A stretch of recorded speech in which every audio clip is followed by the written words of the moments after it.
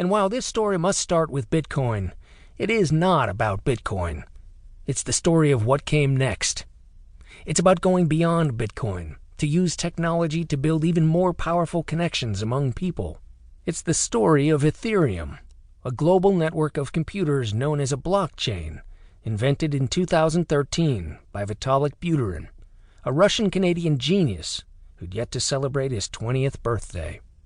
Buterin married the digital money aspect of Bitcoin to the almost unlimited capabilities unleashed by what can be written in computer code. If you think about it in terms of contracts, just about everything I can think of can be boiled down to a written contract.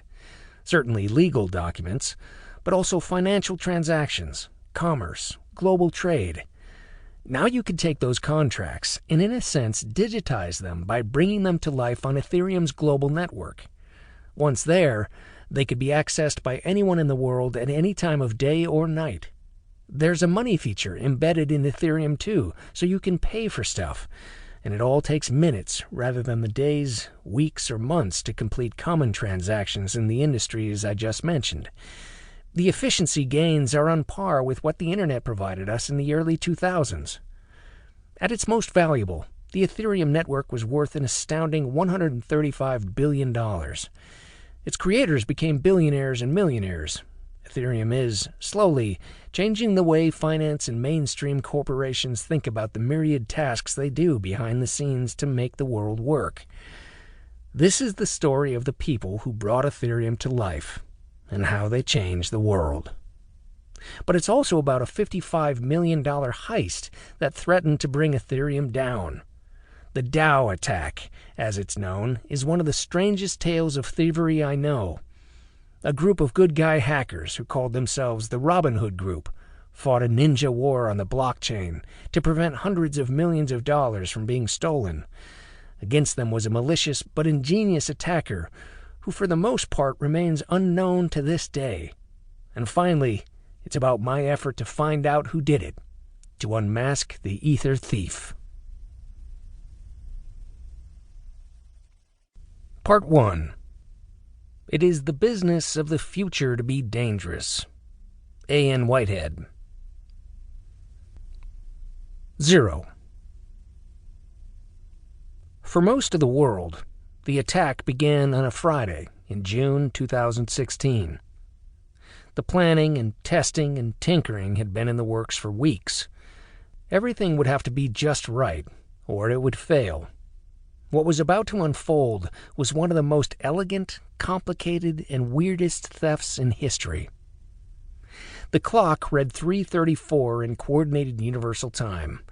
That's the same as Greenwich Mean Time for those who remember. The wee hours in Europe, still Thursday in New York City, and 11:30 in the morning in Beijing. A pair of eyes checked the screen again. A finger hovered over a mouse button. This was a moving machine with many parts, all interacting, all in code, all in cyberspace. It's baffling and complex, and some of the best computer scientists in the world struggle to put into plain English what happened. Robots attacking robots on the web. That's how one person put it to me, and I've never forgotten it. In this case, the reward the robots battled over was immense, $250 million. None of this would have been happening if not for a new computer science discipline known as blockchain. While certainly a buzzword, blockchain is simply a new way of implementing databases. Instead of one company or government controlling access to data, the ledger is shared and spread among computer hard drives all over the world. It's what made Bitcoin possible. Bitcoin, of course, ushered in the era of cryptocurrencies, a time where a new type of money came to exist, one that isn't backed by a government or bank, but instead derived from whether people believe it's useful. Bitcoin was the pioneer, but by mid-June 2016, the second most valuable cryptocurrency after Bitcoin was called Ether. Ether is the fuel that allows the Ethereum blockchain to work. The hacker looked at the contract he'd written one last time, then clicked his mouse. His target? A computer program that held $250 million worth of Ether. What it also held was an enormous bug in its code that the hacker believed would let him walk right in.